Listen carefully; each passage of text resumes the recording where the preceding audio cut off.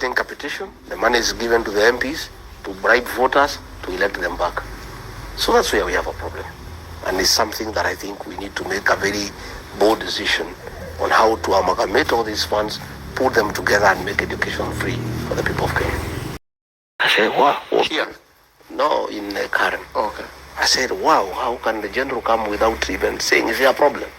You know, when the chief of defense forces comes to see you and he had not even told you and you have no prior information, you panic.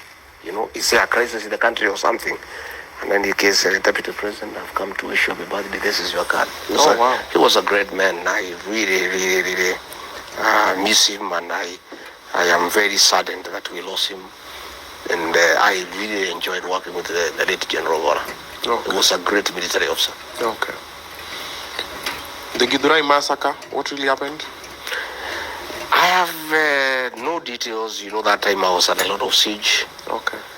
The president was trying, under the advice of Nurdin Haji, to blame me for the Gen Z revolt. Okay. You know, you remember they are saying that I'm behind it, simply because I had said that those are my children and they should not be vilified.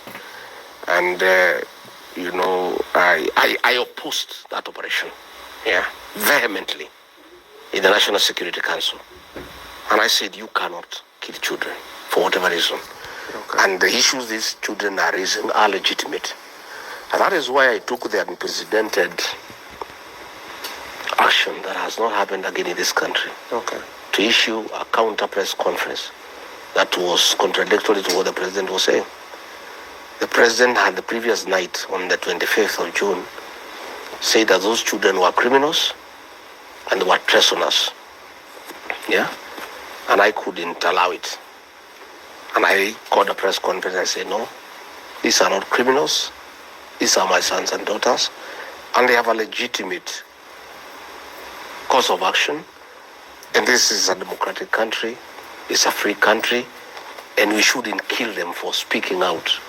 And you know why the Gen Z were speaking out and why they became relevant is because nature abhors vacuum.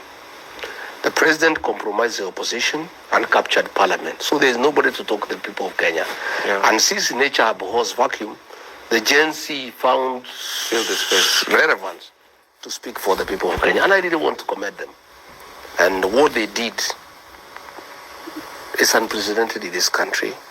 And I want to join President Uhuru Kenyatta in telling our young people to rise up to the occasion and fight for their country and fight for their parents. Some of us aging, we are growing old. Yeah. We want these children to take care of us in our age, and this is their country. And more than anybody else, they are the greatest stakeholders in this country because they have much longer to live than all of us. So they have a responsibility to make sure that there is good governance. They have a responsibility to make sure we have a responsible government. So I want to encourage the Gen Zs that this is your time and you have a date with destiny and you must be on the right side of history. And I want to tell the Gen Zs, my sons and daughters, my grandchildren, you are doing a fantastic job on the smartphone of creating awareness. But that is not enough. The real transformation of this country will happen on the ballot.